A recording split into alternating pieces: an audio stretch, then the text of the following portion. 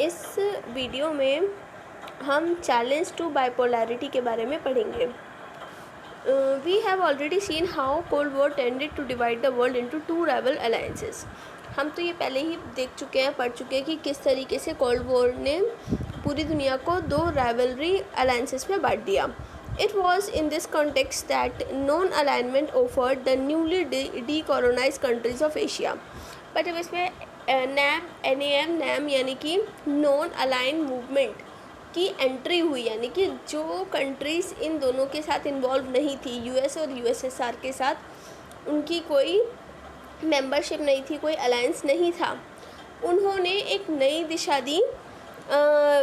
Decolonise countries मतलब एक अलग तीसरी दुनिया बनी, ऐसे समझो, क्योंकि वहाँ पे वो कंट्रीज़ थी जहाँ पे जो इंडिपेंडेंट थी बिल्कुल, जो ना यूएस के अंडर आती थी, जो ना यूएसएसआर के अंडर आती थी।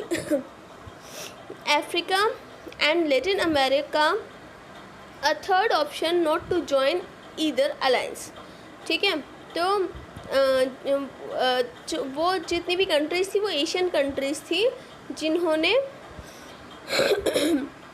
ना तो अफ्रीका या फिर लैटिन अमेरिका, उनके वो थर्ड ऑप्शन बने कि वो किसी भी अलायंस को ज्वाइन नहीं करेंगे।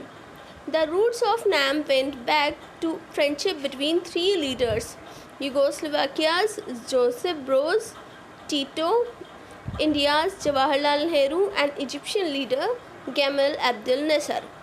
जो इसकी रूट्स थी ना नैम की, यानी कि नॉन अलाइनमेंट मूवमेंट की, तो went back to friendship between, उन्होंने तीन लीडर्स के साथ उनकी फ्रेंडशिप थी। एक तो Yugoslovakia's Joseph Broz Tito, India से जवाहरलाल नेहरू, और इजिप्ट के एक लीडर थे Gamal Abdel Nasser, who held a meeting in 1956, जिन्होंने 1956 में एक मीटिंग रखी। इंडोनेशियाज सुकार्नो एंड घानास कमावे नुक्रमा स्ट्रांगली सपोर्टेड देम। ठीक है, तो इंडिया के ये सुकार्नो एंड घानास कामवे, ये दो ऐसे इंडिया के नहीं, इंडोनेशिया के दो ऐसे लोग थे जिन्होंने इसको पूरी तरीके से सपोर्ट किया। देखो, जो ये चीज़ें मैं इसमें बोल रही हूँ ना कि जो ये नैम ने जो नॉन अलाइन मूवमेंट के अंडर जो कंट्रीज़ थी उनकी किन तीन लीडर्स के साथ फ्रेंडशिप हुई, तो ये लीडर्स के नाम आपको लर्न करने हैं। फिर उनको किसने सपोर्ट किया, वो इंडोनेशिया से थे, सुकार्नो एंड घानास कवामे। ठीक है, तो ये सब आपको लर्न करना है।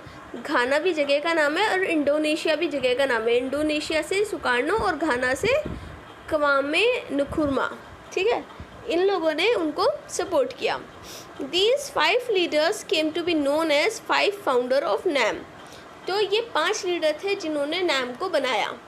ठीक है, कौन थे वो 5? Yugoslovakia Joseph Broz Tito, Jawaharlal Nehru, Gamal Abdel Nasser, और इंडोनेशिया से सुकार्नो और घाना से क्वामे नुक्रुमा। ठीक है, तो ये 5 लीडर्स थे जिन्होंने, ये 5 फाउंडर थे नैम के। The first non align summit was held in Belgrade in 1961। पहली मीटिंग जो थी वो बेलग्रेड में हुई 1961 में। दिस वॉज द कल्मिनेशन और एटलीस्ट द 3 फैक्टर्स। इसमें 3 फैक्टर्स सामने आए। पहला, कोऑपरेशन अमंग दीज 5 कंट्रीज़, कि वो इन 5 कंट्रीज़ के साथ कोऑपरेट करेंगे। Growing cold war tensions and its vending arenas and the dramatic entry, growing cold war tensions and its winding arenas. ठीक है, और जो ये कोल्ड वॉर टेंशंस हो रही थी ना कि भाई क्योंकि एक्चुअली ये जो नैम की जो फाउंडेशन रखी गई वो इसलिए रखी गई थी क्योंकि पूरी दुनिया 2 हिस्सों में बट रही थी, और फिर पूरी दुनिया में मतलब जो यूएस है और यूएसएसआर है उनके बीच में ईगो प्रॉब्लम था कि कौन ज़्यादा सुपर पावर है, कौन बड़ी सुपर पावर है। तो ऐसे में ना इतना ये जो कोल्ड वॉर वाली टेंशन थी ना वो उससे दूर रहना चाहते थे। तो इस चीज़ को अदर कंट्री ने ऐसा उसको फील किया और इन लोगों ने नॉन अलाइनमेंट मूवमेंट की स्थापना की कि हमें किसी के साथ नहीं अलायंस करना, ठीक है। और फिर इन्होंने इसमें क्या था कि ये जो 5 कंट्री से जो लोग उठे थे, तो इन्होंने ही कि भाई ये करा था कि भाई ये 3 फैक्टर्स पे काम किया कि 5 कंट्रीज़ को आपस में एक दूसरे को कोऑपरेट करेंगे, जो कोल्ड वॉर की टेंशन्स हैं इनको कम, मतलब ये सिचुएशन नहीं पैदा होने देंगे, ठीक है, कि जो इनके कोल्ड वॉर के अखाड़े बनते जा रहे थे, नए नए एरिया, मतलब ग्राउंड लेवल पे कहीं कहीं जगह पे ये सब देखने को मिलता था कि भाई इनके बीच ही कोल्ड वॉर है, और फिर कभी कभी छोटे मोटे झगड़े हो भी रहे थे, तो उन सब से वो दूर रहना चाहते थे। The dramatic entry of many newly decolonized African countries into the international arena by 1960 there were 16 new African members in the UN, ठीक है। और एक तीसरा फैक्टर ये था कि ना ये जो ड्रामेटिक एंट्री हो रही थी ना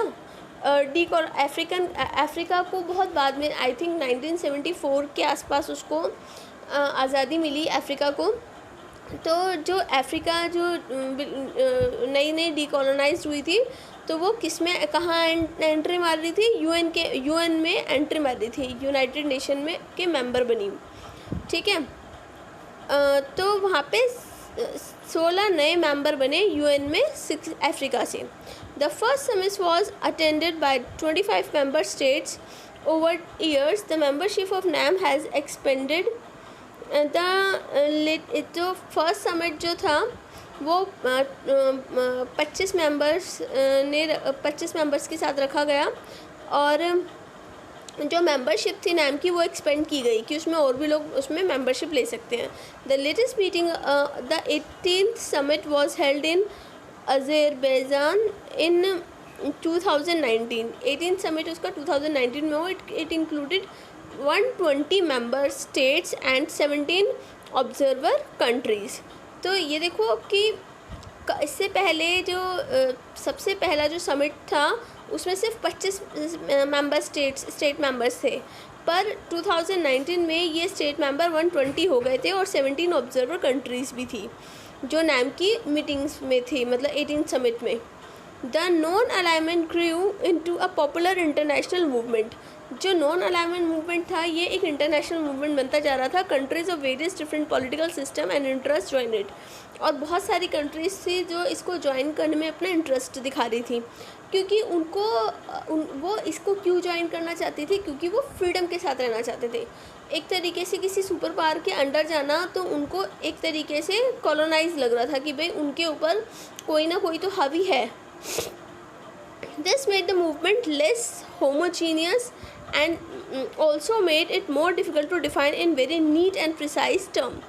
अब ये मूवमेंट जो था वो थोड़ा कम होमोजीनियस देखो, होमोजीनियस यानी कि जहाँ पे अब इतनी सारी कंट्री के लोग थे, इतनी सारी वैरायटी हो गई, तो अब ना सबका एक मुद्दे पे एक जैसा सोचना तो मुश्किल था ना, तो इसलिए इन्होंने ये वर्ड यूज़ किया है कि वो लेस होमोजीनियस हुआ और थोड़ा सा डिफ़िकल्ट हो गया, मतलब अपनी चीज़ों को सामने रखने में, क्योंकि अब इतने सारे लोग हैं और सबके अलग अलग टर्म्स हैं, अलग अलग उनकी व्यूज़ हैं, थॉट्स हैं, ठीक है। What did they really stand for? Increasingly, NAM was easier to define in terms of what it was not. It was not about the being member of an alliance. कि अब जो पहले तो भाई NAM को सीधा सीधा यही स्टैंड किया जाता था कि भाई जो NAM है, नॉन अलाइनमेंट मूवमेंट है, वो किसी का अलायंस नहीं बनना चाहता। पर अब वो कह रहे हैं कि वो सिर्फ ऐसा नहीं है कि it is not being a member of alliance, कि सिर्फ NAM को ऐसा ही डिस्क्राइब नहीं किया जाएगा कि वो किसी का अलायंस नहीं बनना चाहता। The policy of staying away from alliances should not be considered isolationism or neutrality. जो पॉलिसी थी कि अलायंस से दूर रहने की, कि उसको हम ऐसा नहीं मान सकते कि उससे हम न्यूट्रल हो गए, मतलब उससे हमें कुछ फ़र्क नहीं पड़ेगा। न्यूट्रल मतलब होता है कि जिस पे जिस पे कोई चीज़ जिस पे किसी चीज़ का फ़र्क ना पड़े। साइंस में आपने पढ़ा होगा न्यूट्रलाइजेशन एक प्रोसेस होती है जिसमें एसिड और बेस एक दूसरे के इफ़ेक्ट को ख़त्म कर देते हैं। तो वो यही बोलना चाह रहे हैं कि अगर हम नाम को सिर्फ इतना ही बोल रहे हैं कि हमें किसी का अलायंस नहीं बनना, तो ये एक सिंपल से टर्म में हम इसको ऐसे एक्सप्लेन नहीं कर सकते, क्योंकि ऐसा नहीं है कि अगर हम अलायंस ना बनने की पॉलिसी से दूर रहें कि भाई हमें किसी का अलायंस नहीं बनना, इस पॉलिसी से हम दूर रहें, तो हम इस इफ़ेक्ट को न्यूट्रलाइज नहीं कर सकते। Non alignment is not isolationism since isolationism means remaining aloof from the world affairs. क्योंकि अगर हम देखो, आइसोलेट का मतलब होता है कि कोई भी चीज़ मतलब बिल्कुल अकेले, कोई जैसे अगर आप किसी मॉल में गए हो, ठीक है, वहाँ पे जो सारे स्टैचूज़ हैं वो एक जैसे हैं, सिर्फ एक स्टैचू रेड कलर का है, बिल्कुल अलग दिख रहा है, तो वो दैट इज़ कि आइसोलेट हो रहा है, बिल्कुल अलग है, सबसे अलग है। तो जब हम सोसाइटी में रह रहे हैं तो हम सबसे कट के नहीं रह सकते, तो इसीलिए उन्होंने बोला कि इंटरनेशनल इतने मुद्दे होते हैं, हम सब चीज़ों से कट के तो नहीं रह सकते ना, आइसोलेट तो नहीं हो सकते उन सब से, ठीक है। तो isolationism sum ups the foreign policy of the US from the American war independence in 1787 up to the beginning of the first world war. तो अब फिर जो आइसोलेशनिज्म को लिया उन्होंने, आइसोलेशनिज्म को आप समझ गए कि इसका मतलब है कि हम किसी मुद्दे से मतलब अगर हम नैम मूवमेंट को लेके चल रहे हैं कि नॉन अलाइनमेंट मूवमेंट को ये कह के लेके चल रहे हैं कि हमें किसी का अलायंस नहीं बनना, तो सब लोग हमें क्या सोचेंगे, क्योंकि पूरे वर्ल्ड में 2 सुपर पावर हैं, यूएसएसआर और यूएस, और ज़्यादातर कंट्री उनका हिस्सा है। तो और एशियन कंट्री में ये भी है कि जो कंट्रीज़ अपने बलबूते पे खड़ी हैं वो उतनी ज़्यादा इंडिपेंडेंट भी नहीं है कि भाई उनको कल को किसी चीज़ की हेल्प की ज़रूरत पड़े तो वो अमेरिका के साथ कुछ बात नहीं करेंगे, वो यूएसएसआर से बात नहीं करेंगे, ठीक है ना। तो जब हम एक सोसाइटी में रहते हैं तो हमें एक दूसरे की हेल्प की ज़रूरत पड़ती है। तो फिर उन्होंने इस सिचुएशन को साथ में लेते हुए कि उन्होंने एक फॉरेन पॉलिसी जो थी यूएस की, जो अमेरिकन वॉर के दौरान, अमेरिका ने जब अपनी स्वतंत्रता की लड़ाई के दौरान एक पॉलिसी बनाई थी 1787 में, फर्स्ट वर्ल्ड वॉर के दौरान, तो उस पर गौर किया। In comparison the non aligned countries include India played an active role in mediating between the two rival alliances in course of peace and stability.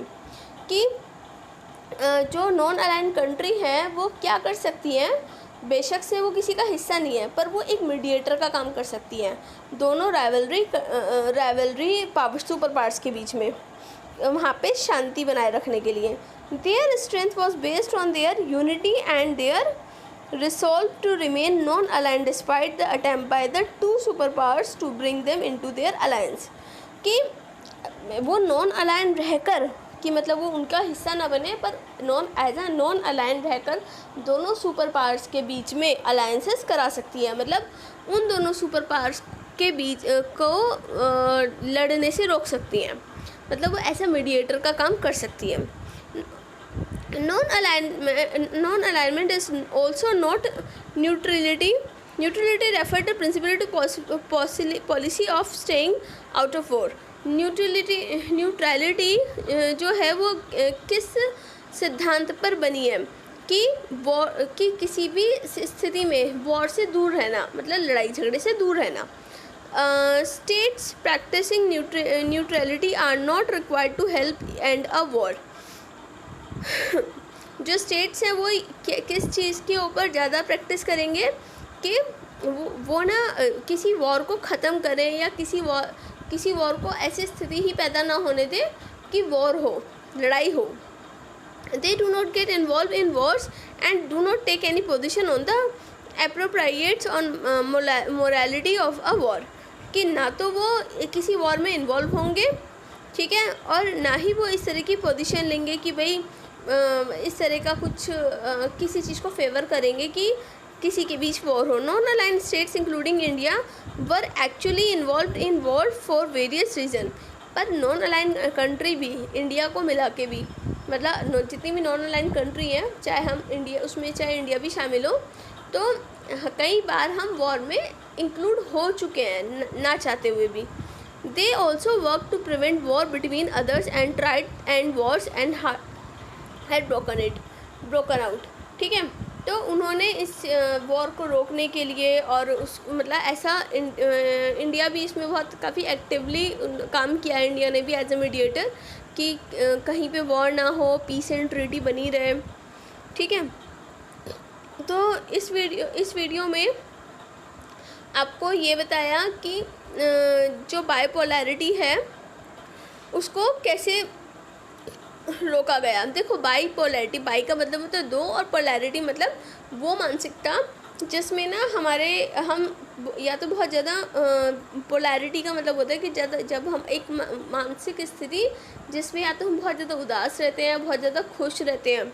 ठीक है, तो अभी यहाँ पे बाइपोलैरिटी, दो मानसिकताओं को यूएस और यूएसएसआर की बात की गई है कि उनको कैसे चैलेंज किया गया, कि और उसको चैलेंज करने वाला कौन था? नॉन अलाइंड कंट्रीज़, यानी कि एशियन कंट्रीज़, कि उन्होंने उनको चैलेंज किया। क्योंकि एक्चुअली जब आपके सामने वो इतनी दो बड़ी सुपर पावर्स हैं और वो सब जगह अपने अलाइंसेस बना चुकी हैं, तो ठीक है, अभी क्या होता है ना, जैसे जब कोई इतने आपके सामने कोई रेपुटेटेड चीज़ है तो हम उसको सामने से मना भी नहीं कर पाते, पर एशियन कंट्रीज़ ने ऐसा किया। हालांकि हम यूरोपियन कंट्रीज़ से काफ़ी पीछे हैं, पर फिर भी उन्होंने अपनी एक आइडेंटिटी बनाई, उनको चैलेंज किया यूएसएसआर और यूएस को कि हम आपके साथ अलायंस नहीं करेंगे। ठीक है, पर उन्होंने उसके बावजूद उन दोनों कंट्रीज़ में के बीच एज अ मीडिएटर का काम किया। ठीक है, तो उन्होंने उस बाइपोलैरिटी यानी कि यूएस और यूएसएसआर की मानसिकता को चैलेंज किया। ठीक है, तो अभी नेक्स्ट वीडियो में हम आगे का न्यू इंटरनेशनल इकोनॉमिक ऑर्डर के बारे में पढ़ेंगे। आप मुझे मेरे यूट्यूब चैनल पर मुझे फीडबैक दे देना।